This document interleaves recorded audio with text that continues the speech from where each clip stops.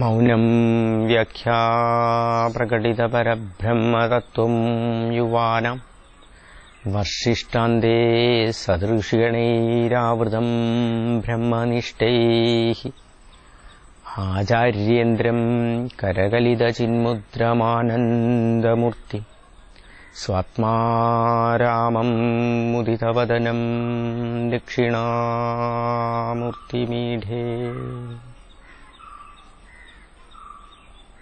ശരണമന്ത്രം പരിപാടിയിലേക്ക് സ്വാഗതം.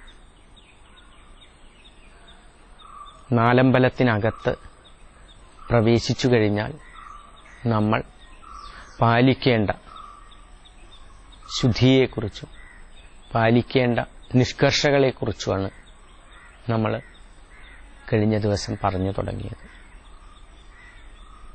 പലരും സപ്തമാതൃക്കളുടെ പ്രതിഷ്ഠയിൽ തൊട്ട് തലയിൽ വയ്ക്കുന്നത് കാണാറുണ്ട്. അത് പാടില്ല എന്നുള്ളത് വളരെ പ്രധാനമാണ്. കാരണം സപ്തമാതൃക്കൾ വളരെ പ്രധാനപ്പെട്ടതാണ്. ഒരു ക്ഷേത്രത്തിനെ സംബന്ധിച്ചിടത്തോളം ആ ക്ഷേത്രത്തിന്റെ ഊർജ സംഭരണം എന്ന് പറയുന്നത് സപ്തമാതൃക്കളുടെ പ്രതിഷ്ഠയിലാണ്. മാതാവിൽ നിന്നാണ് എല്ലാം തുടങ്ങുന്നത്.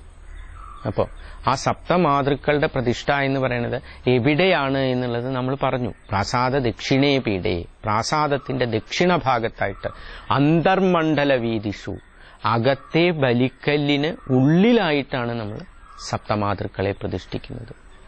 ഈ സപ്തമാതൃക്കളുടെ പ്രതിഷ്ഠയിൽ 7 പ്രതിഷ്ഠകളാണുള്ളത്. അത് ഭഗവതീ സാന്നിധ്യത്തിന്റെ ഇല്ലെങ്കിൽ മാതൃ സാന്നിധ്യത്തിന്റെ 7 ഭാവങ്ങളായിട്ടാണ് നമ്മൾ പറയുന്നത്. മാതൃ സാന്നിധ്യത്തിന്റെ അല്ലെങ്കിൽ ഭഗവതീ സാന്നിധ്യത്തിന്റെ 7 ഭാവങ്ങളാണ് അവിടെ കാണുന്നത്. പക്ഷയോർ ഗണനാഥഞ്ച വീരഭദ്രസ്തതാന്തരേ, ഗണനാഥന്റെയും വീരഭദ്രന്റെയും നടുവിലായിട്ട് ബ്രഹ്മീ മാഹേശ്വരീ ചൈവ കുമാരീ വൈഷ്ണവീ തഥ വരാഹീ തഥ ഇന്ദ്രാണി ചാമുണ്ഡീ സപ്തമാതരഹ. ഈ പ്രതിഷ്ഠകളാണ് നമ്മൾ ഭഗവതിയുടെ വിവിധ പ്രതിഷ്ഠകളായി പല സ്ഥലങ്ങളിലും നമ്മൾ കാണുന്നത്. ഈ മാതൃക്കളുടെ പ്രതിഷ്ഠകളാണ്. പല സ്ഥലങ്ങളിലും സപ്തമാതൃക്കളെ പ്രധാന പ്രതിഷ്ഠയായി പ്രതിഷ്ഠിക്കുന്നതിനെ കുറിച്ചിട്ടുള്ളൊരു ഉദാഹരണമായിട്ടാണ് നമ്മൾ കൊടുങ്ങല്ലൂർ ക്ഷേത്രം പറഞ്ഞത്. ഒരു ക്ഷേത്രത്തിന്റെ ക്ഷേത്ര അവയവത്തിലുള്ള സപ്തമാതൃക്കളിൽ ഒരു മാതാവിനെ എടുത്ത് പ്രധാന പ്രതിഷ്ഠയായി എടുത്ത് പ്രതിഷ്ഠിക്കുന്ന ഒരു സംവിധാനം നമ്മൾ കാണാറുണ്ട്. ആ പ്രതിഷ്ഠ തന്നെ വടക്കോട്ട് തിരിഞ്ഞിരിക്കുമ്പോൾ, ഭഗവതീ സാന്നിധ്യം വടക്കോട്ട് തിരിഞ്ഞിരിക്കുമ്പോൾ കൂടുതൽ ശക്തിയും ഊർജവുമുള്ളതായിട്ടാണ് നമ്മൾ കാണുന്നത്. ആ പ്രതിഷ്ഠയ്ക്ക് തന്നെ പറഞ്ഞു വരുന്ന രുചിത് വിധാനത്തിലുള്ള പ്രതിഷ്ഠയായിട്ടാണ് പറയുന്നത്. വടക്കോട്ട് തിരിഞ്ഞിരിക്കുന്ന ഭഗവതിക്ക് രുചിത് വിധാനത്തിലുള്ള പ്രതിഷ്ഠയായിട്ടാണ് പറയുന്നത്. അത് കുറെ കൂടി ഊർജശേഷി കൂടുതൽ വഹിക്കുന്ന ഭഗവതിയായിട്ടാണ് പറയുന്നത്. അപ്പൊ ബ്രഹ്മിയായിട്ട്, മാഹേശ്വരിയായിട്ട്, കുമാരിയായിട്ട്, വൈഷ്ണവിയായിട്ട്, ഇന്ദ്രാണിയായിട്ട്, വരാഹിയായിട്ട്, ചാമുണ്ഡിയായിട്ട്, ഇങ്ങനെ 7 തരത്തിലുള്ള ഭഗവതി പ്രതിഷ്ഠകളാണ് നമ്മൾ കാണുന്നത്. പൊതുവിൽ ഈ പ്രതിഷ്ഠകളിൽ ഏതെങ്കിലും, ഇപ്പൊ കൊടുങ്ങല്ലൂർ ക്ഷേത്രത്തിന്റെ നമ്മൾ പറഞ്ഞു, കൊടുങ്ങല്ലൂർ ക്ഷേത്രത്തിൽ അതിലുള്ള ഭദ്രകാളി പ്രതിഷ്ഠയെ എടുത്ത് വടക്കോട്ട് തിരിച്ച് കിഴക്കോട്ട് തിരിഞ്ഞു നിൽക്കുന്ന ശിവക്ഷേത്രത്തില് അതിന്റെ തെക്ക് ഭാഗത്തായുള്ള ഈ സപ്തമാതൃക്കളിൽ നിന്നുള്ള ആ ഭദ്രകാളി പ്രതിഷ്ഠയെ വടക്കോട്ട് അഭിമുഖമായി പ്രതിഷ്ഠിച്ചിരിക്കുകയാണ് അവിടെ ചെയ്തിരിക്കുന്നത്. നമ്മൾ ഇനി കൊടുങ്ങല്ലൂർ ക്ഷേത്രത്തിൽ പോകുന്ന സമയത്ത് നമ്മൾ ശ്രദ്ധിച്ചാൽ ആ കാര്യം മനസ്സിലാവും. ശിവന്റെ നടയും കാണാം, ഭഗവതിയുടെ നടയും കാണാം. കിഴക്കോട്ട് തിരിഞ്ഞിരിക്കുന്ന ശിവനെ കാണാം, അതിനോടൊപ്പം തന്നെ വടക്കോട്ട് തിരിഞ്ഞിരിക്കുന്ന ഭഗവതിയെയും കാണാം. ഇത്തരത്തിലുള്ള പ്രതിഷ്ഠകള് കൊടുങ്ങല്ലൂര് മാത്രമല്ല ഉള്ളത്. ഇപ്പോ കൊടിക്കുന്നത്ത് എന്ന് പറയുന്ന ക്ഷേത്രം വളരെ പുരാതനമായിട്ടുള്ള ക്ഷേത്രമാണ്. വളരെ പൗരാണികമായിട്ടുള്ള ആചാരങ്ങൾ ഇന്നും നിലനിൽക്കുന്ന ക്ഷേത്രമാണ് കൊടിക്കുന്നത്ത് ക്ഷേത്രം. പള്ളിപ്പുറത്ത് നിന്ന്, പട്ടാമ്പിയിൽ നിന്ന് പള്ളിപ്പുറം പോകുന്ന വഴിയിലുള്ള കൊടിക്കുന്നത്ത് ക്ഷേത്രം ഇതുപോലെ തന്നെയുള്ള സപ്തമാതൃ പ്രതിഷ്ഠയുള്ള ക്ഷേത്രമാണ്. ശിവനാണ് പ്രധാന ദേവനായിട്ടുള്ളത്. ശിവനാണ്. കിഴക്കോട്ട് തിരിഞ്ഞിരിക്കുന്ന ശിവനാണ്. കിഴക്കോട്ട് തിരിഞ്ഞിരിക്കുന്ന ശിവനെ തെക്ക് ഭാഗത്തായിട്ടുള്ള സപ്തമാതൃക്കളിൽ നിന്ന് ഒരു സപ്തമാതാവിനെ ഭഗവതിയെ എടുത്ത് പടിഞ്ഞാട്ട് തിരിച്ചാണ് അവിടെ പ്രതിഷ്ഠിച്ചിട്ടുള്ളത്. ആ സപ്തമാതൃക്കളുടെ എല്ലാം പ്രതിഷ്ഠകൾ കാണാം. ആ സപ്തമാതൃക്കളുടെ പ്രതിഷ്ഠയുടെ അതിൽ നിന്ന് ഒരു ദേവിയെ എടുത്ത് പടിഞ്ഞാട്ട് തിരിച്ച് പ്രതിഷ്ഠിച്ചിരിക്കുകയാണ്. വളരെ പ്രാധാന്യങ്ങൾ നിലനിൽക്കുന്ന ഇത്തരത്തിലുള്ള പൗരാണികമായിട്ടുള്ള ക്ഷേത്രങ്ങൾ, കൂടുതലും ദ്രാവിഡ സംസ്കൃതിയുമായി ബന്ധപ്പെട്ട് നിൽക്കുന്ന ധാരാളം ചടങ്ങുകൾ നിലനിൽക്കുന്ന ക്ഷേത്രങ്ങളിൽ പല ഭഗവതി ക്ഷേത്രങ്ങളിലും ഇത്തരത്തിലുള്ള സപ്തമാതൃക്കളെ വീണ്ടും എടുത്ത് പ്രതിഷ്ഠിച്ചിട്ടുള്ള, കൂടുതൽ ശക്തിയോടുകൂടി പ്രതിഷ്ഠിച്ചിട്ടുള്ളത് കാണാം. അപ്പൊ ഈ സപ്തമാതൃക്കളുടെ പ്രാധാന്യം വളരെ പ്രധാനപ്പെട്ടതാണ്. അത് സ്ഥലങ്ങൾ മാറി മാറി വരുന്നതിനനുസരിച്ച് മാറുന്നുണ്ട് എന്നുണ്ടെങ്കിലും അതിന്റെ അടിസ്ഥാനമായിട്ട്, അതിൽ അടിസ്ഥാനമായി നിലകൊള്ളുന്ന ആ ഒരു തത്വം എന്ന് പറയുന്നത് ഇവിടെ എല്ലാം ഒന്നാണ്. ഇതാണ് ഹിന്ദുമതത്തിന്റെ ഏറ്റവും പ്രധാനപ്പെട്ട ഒരു പ്രത്യേകത എന്ന് പറയുന്നത് തന്നെ ഇതാണ്. ഒന്നിനെയും നിഷേധിക്കുന്നില്ല. നമ്മുടെ ആചാരങ്ങളിൽ, നമ്മുടെ നാട്ടിലുള്ള ഇല്ലെങ്കിൽ നമ്മുടെ സമൂഹത്തിൽ കണ്ടുവരുന്ന എല്ലാ ആചാരങ്ങളെയും ഉൾക്കൊള്ളാൻ തരത്തില്, അത് വേദോക്തമാണ് എന്നുണ്ടെങ്കിൽ ഉൾക്കൊള്ളാൻ തരത്തിലാണ് നമ്മുടെ മതസങ്കല്പവും അതുപോലെ തന്നെ വിശ്വാസ ആചാരങ്ങളും നിലനിൽക്കുന്നത്. ഈ വിശ്വാസങ്ങളും ആചാരങ്ങളും ഇത്തരത്തിലാവുന്നതുകൊണ്ടാണ് നമ്മൾ പറയുന്നത് ശാസ്ത്രദൃഷ്ടി കൊണ്ട് എത്രയൊക്കെ നമുക്ക് അംഗീകരിക്കാൻ, അല്ലെങ്കിൽ യുക്തി കൊണ്ട് എത്രയൊക്കെ അംഗീകരിക്കാൻ കഴിയുന്നതാണെങ്കിലും ഒരു പ്രമാണമായി തന്നെ പറയുന്നുണ്ട്, ശാസ്ത്രദൃഷ്ട്യാ വിദുഷഃ അഭി കുലദേശധർമാഹ ന ഉല്ലംഘനീയാഹ എന്നാണ് പറയുന്നത്. ശാസ്ത്രദൃഷ്ടി കൊണ്ട്, ശാസ്ത്രം കൊണ്ട് എത്രയൊക്കെ ശരി എന്ന് തോന്നുകയാണ് എന്നുണ്ടെങ്കിലും ഒരു കുലത്തിന്റെയോ ഒരു കുടുംബത്തിന്റെയോ ഒരു നാടിന്റെയോ ഒരു വിഭാഗത്തിന്റെയോ ആചാരങ്ങളോ അനുഷ്ഠാനങ്ങളോ നിലനിൽക്കുന്നുണ്ട് എന്നുണ്ടെങ്കിൽ അവയെ നമ്മൾ ലംഘിക്കാൻ പാടില്ല എന്ന് തന്നെയാണ് നമ്മുടെ ഹൈന്ദവ മതവിശ്വാസങ്ങൾ പറയുന്നത്. എല്ലാ ആചാരങ്ങളെയും, അത് ബ്രാഹ്മണന്റെ ആചാരമായാലും ശരി, അത് കീഴാളരുടെ ആചാരമായാലും ശരി, എല്ലാ ആചാരങ്ങളെയും വളരെ കൃത്യമായി അതാതു വിഭാഗക്കാർ അല്ലെങ്കിൽ അവർ പാലിച്ചു പോരേണ്ടതുണ്ട് എന്ന് തന്നെയാണ് പറയുന്നത്. ഇത് പറയുന്നതിന് മറ്റൊരു കാരണം കൂടിയുണ്ട്. ഇതൊക്കെ വേദോക്തമാണ് എന്നാണ് ഹൈന്ദവ വിശ്വാസത്തിൽ പറയുന്നത്. ഇത്തരത്തിലുള്ള എല്ലാ കാര്യങ്ങളും വേദോക്തമായിട്ടുള്ള കാര്യങ്ങളാണ്. കാരണം വേദം എന്ന് പറഞ്ഞാൽ അറിവ് എന്നാണ് അർത്ഥമായിട്ട് പറയുന്നത്. വേദം എന്ന് പറഞ്ഞാൽ അറിവ് എന്നാണ് അർത്ഥം. ഈ അറിവുകളെ ഒരിക്കൽ വ്യസിക്കുകയാണ്, അതിനെയെല്ലാം കൂട്ടിച്ചേർക്കുകയാണ് വ്യാസൻ ചെയ്തത്. അതുകൊണ്ടാണ് വ്യസിച്ചവനാണ് വ്യാസൻ, വേദവ്യാസൻ എന്നറിയപ്പെടുന്നത്. ആ വ്യസിച്ച സമയത്ത്, പലപ്പോഴും വേദങ്ങളെ വ്യസിച്ച സമയത്ത് അതിലെ പല ഭാഗങ്ങളും ഈ സമൂഹത്തിൽ ആ ഒരു കാലഘട്ടത്തിൽ നിലനിന്നിരുന്ന, ഇല്ലെങ്കിൽ സമൂഹത്തിൽ കാലഘട്ടങ്ങളിലൂടെ നിലനിന്നിരുന്ന അറിവുകളെയെല്ലാം ഒന്നിച്ചു ചേർത്ത് അതിനെ ഒന്നിച്ചാക്കുകയാണ് വ്യാസൻ ചെയ്തത്. അതിനെയാണ് വേദങ്ങളെ വ്യസിക്കുക എന്ന് പറയുന്നത്. ഈ വ്യസിക്കുന്ന സമയത്ത് പലപ്പോഴും പല കാര്യങ്ങളും ഇതിലേക്ക് ഉൾപ്പെടാതെ പോയിട്ടുണ്ടാവാം. അപ്പോൾ അത്തരത്തിൽ വ്യസിക്കുന്ന സമയത്ത് ഉൾപ്പെടാതെ പോയ പല വേദ സംസ്കാരത്തിലെ കാര്യങ്ങളും ഇന്നും നിലനിൽക്കുന്നതായിട്ടാണ് നമ്മൾ കാണുന്നത്. ഇതിനെ വേദങ്ങളുടെ ഭാഷയിൽ പറയുകയാണ് എന്നുണ്ടെങ്കിൽ ച്യുതവേദങ്ങൾ എന്നാണ് പറയുന്നത്.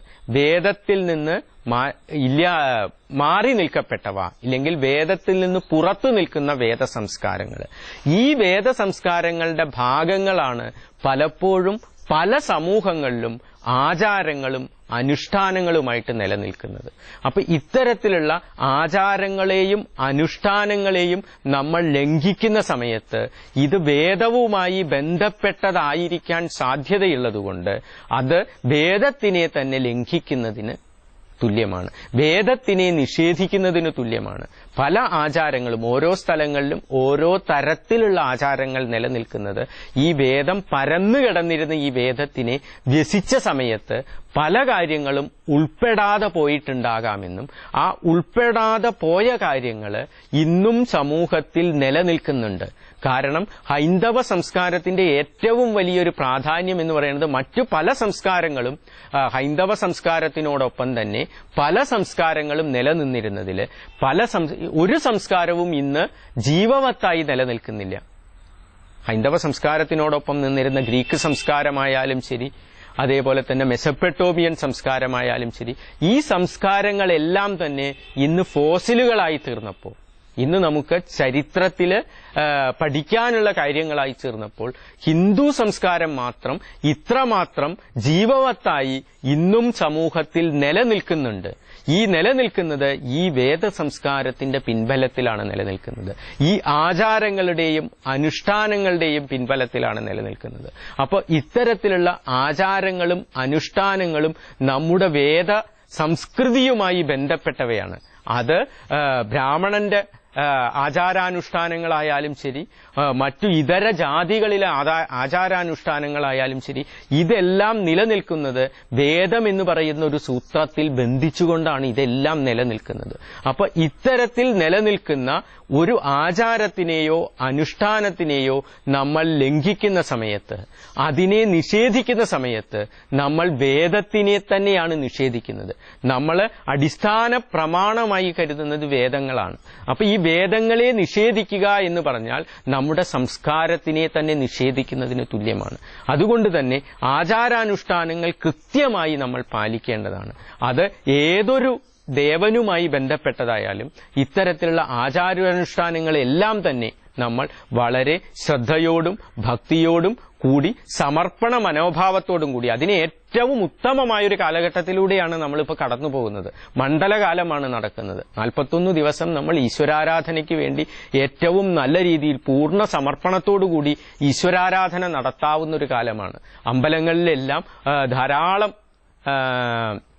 ചൈതന്യവർദ്ധനവിനുള്ള പ്രവർത്തനങ്ങളും അതുപോലെ തന്നെ മറ്റു പ്രവർത്തനങ്ങളും നടന്നുകൊണ്ടിരിക്കുന്ന കാലമാണ്. കഴിയാവുന്നത്ര അമ്പലങ്ങളിൽ പോവുകയും അതേപോലെ തന്നെ നമ്മുടെ ആരാധനയുമായി ബന്ധപ്പെട്ട കാര്യങ്ങൾ മനസ്സിലാക്കാൻ ശ്രമിക്കുകയും ഇത് എന്തിനു വേണ്ടിയാണ് എന്നുള്ളത് നമ്മൾ മനസ്സിലാക്കാൻ ശ്രമിക്കുകയും വേണമെന്ന് പറഞ്ഞുകൊണ്ട് ഈ എപ്പിസോഡ് ഇവിടെ അവസാനിപ്പിക്കുന്നു.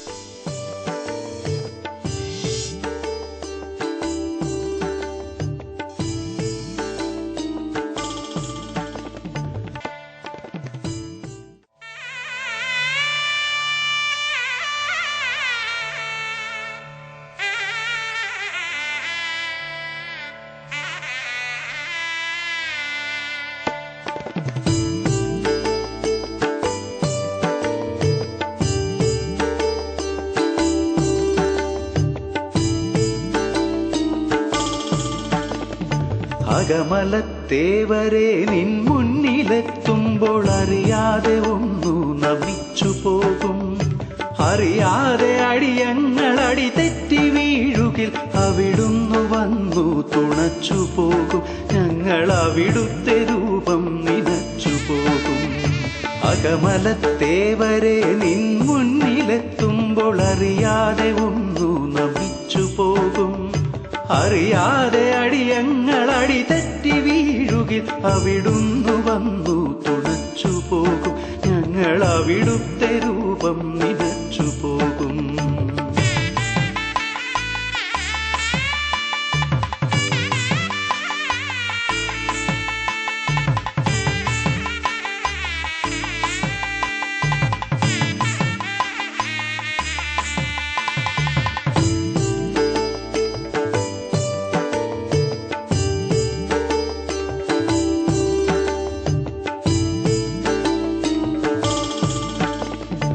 അകമലത്തേവരെ നീ മുന്നിലുള്ളപ്പോൾ അറിയാതെ ഞാൻ കണ്ണടച്ചുപോയി. അകമലത്തേവരെ നീ മുന്നിലുള്ളപ്പോൾ അറിയാതെ ഞാൻ കണ്ണടച്ചുപോയി. കൺചിമിഴ്നിറയുമ്പോൾ പൊൻചിരി തൂകി നീ അറിയാതെ അടിയന്റെ അരികിലെത്തി. പിന്നെ പറയാതെ ഹൃത്തിൽ നിറഞ്ഞു നിന്നു. അകമലത്തേവരെ നിൻ മുന്നിലെത്തുമ്പോൾ അറിയാതെ ഒന്നു നമിച്ചു പോകും. അതെ അടിയങ്ങൾ അടി തെറ്റി വീഴുകിൽ അവിടുന്നു വന്നു തുണച്ചു പോകും. ഞങ്ങൾ അവിടുത്തെ രൂപം നിനച്ചു പോകും.